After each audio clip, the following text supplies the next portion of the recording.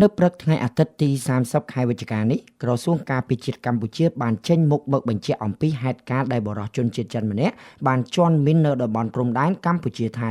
ភាគីថៃបានចោទប្រកាន់ថាមីនដែលជនជាតិចិនបានជន់នោះជាមីនថ្មីដែលដាក់ដោយភាគីកម្ពុជាក៏ប៉ុន្តែក្រសួងការពារជាតិកម្ពុជាបានបដិសេធចោលការចោទប្រកាន់នេះដោយអះអាងវិញថាឧបទ្ទវហេតុជនជាតិចិនជន់មីនគឺកើតឡើងនៅតំបន់ចំការមីនកម្ពុជាដែលជាក្របមីនសេសសល់ពីសម័យសង្គ្រាមបើតាមសេចក្តីរាយការណ៍ពីយុទ្ធភូមិភាគទី5នៃកងយុទ្ធពលខេមរៈភូមិន្ទគឺការពីវេលាម៉ោង3:20នាទីទៀតភ្លឺថ្ងៃទី29ខែវិច្ឆិកាឆ្នាំ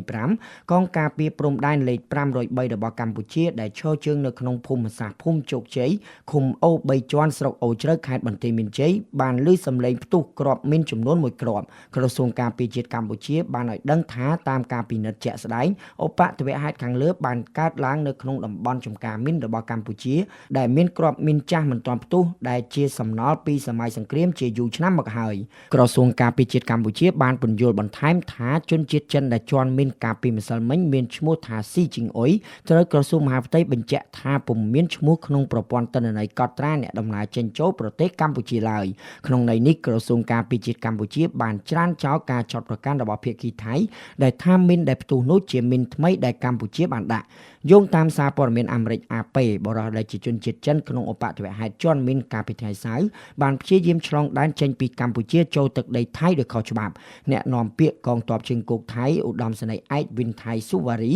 ត្រូវបានប្រព័ន្ធផ្សព្វផ្សាយថៃដកស្រង់សម្ដីថាតំបន់ដែលហេតុការណ៍នេះបានកើតឡើងស្ថិតនៅក្នុងខេត្តស្រះកែវក្នុងទឹកដីរបស់ខ្លួនក្រោយឧបទ្ទវហេតុកើតឡើងភ្លាមស្ថានទូតចិនប្រចាំទីក្រុងបាងកកបានតាក់ទងអាជ្ញាធរថៃពាក់ព័ន្ធដើម្បីផ្តល់ការគាំទ្រយ៉ាងពេញលេញសម្រាប់ការព្យាបាលបរិសុទ្ធជនជាតិចិនរូបនោះនេះបើតាមកាសែតចិន CGTN ដោយបន្ថែមថាបច្ចុប្បន្នជនជាតិចិនរូបនោះស្ថិតក្នុងស្ថានភាពនឹងណគួរឲ្យដឹងថាករណីផ្ទុះមីនតាមបន្ទាត់ព្រំដែនខ្មែរនិងថៃត្រូវបានភាគីថៃរាយការណ៍ថាបានកើតឡើងជាញឹកញាប់ហើយជារឿយៗថៃបានទម្លាក់កំហុសមកលើកម្ពុជា